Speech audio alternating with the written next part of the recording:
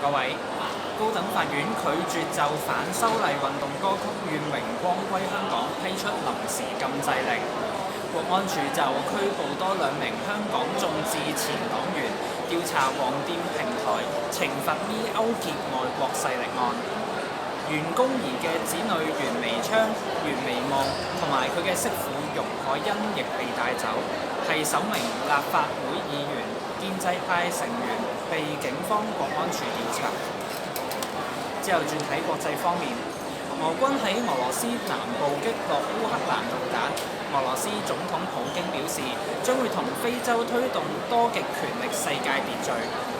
另外，對於尼日總統衛隊隊長自命新元首華格納集團團長普利戈任恭賀尼日脫離殖民主義，尼日士兵早前宣布發動政變並扣留總統，由外交部長接掌政權，呼籲國際支持恢復民選政府。另外，美國前總統特朗普私藏機密文件案，特朗普被加控3項罪名，而家累計有40項控罪。控罪書指特朗普得悉被起訴之後，下令刪除閉路電視片段。